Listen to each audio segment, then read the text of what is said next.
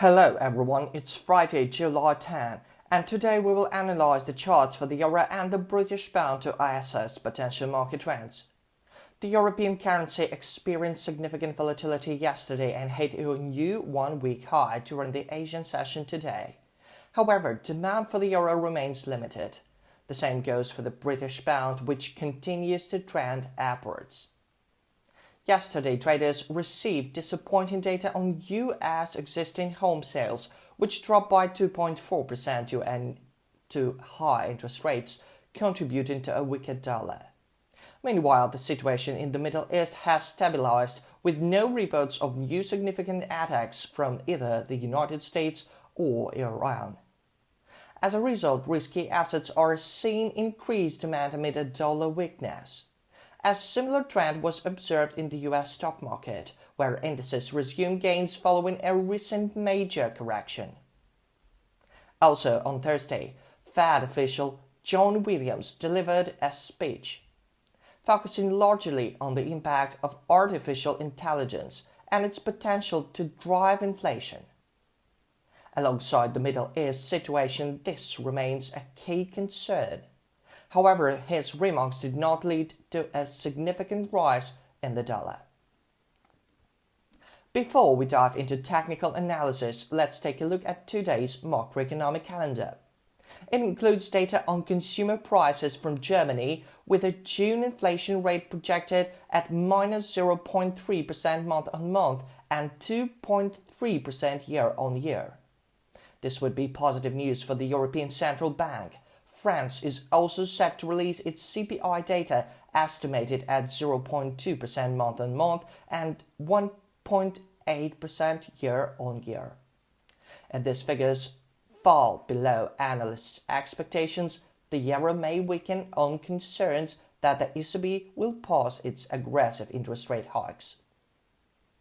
Notably, the European regulator was among the first to respond to elevated inflation, raising rates in June of this year.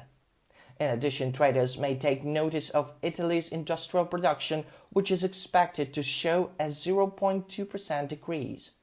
However, this report pertains to May's performance, so it's unlikely to significantly impact market sentiment. On the US side, the economic calendar appears light today, with no speeches from Fed policymakers scheduled.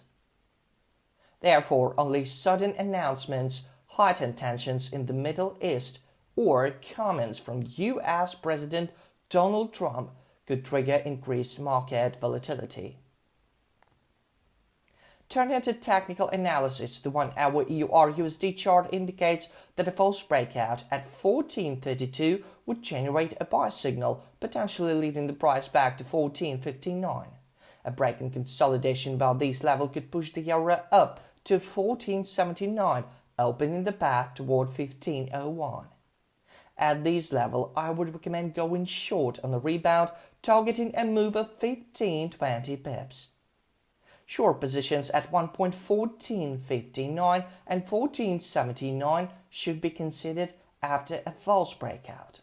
If buying activity at 14.32 remains subdued and inflation data puts pressure on the euro, the price could dip to 14.14, where buyers may look to enter on a false breakout. Going long on a rebound would be appropriate at 1.1393 with a target of 15-20 pips. Regarding the British pound, it continues to trade in a bullish trend. A false breakout at 1.3448 could trigger a sell signal, particularly in the absence of UK fundamentals, potentially dragging sterling down to 1.3408. At this level, bulls are likely to regain control of the market.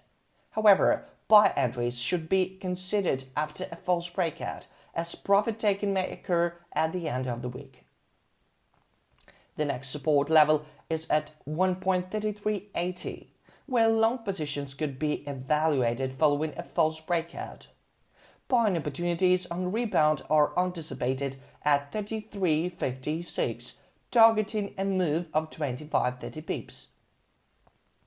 If the uptrend persists and selling activity remains subdued at 1.3448, Short positions may be appropriate on a false breakout at 34.81, on a rebound at 1.3509, with an expectation of an intraday correction of 25-30 pips. Good luck to everyone. Have a great weekend.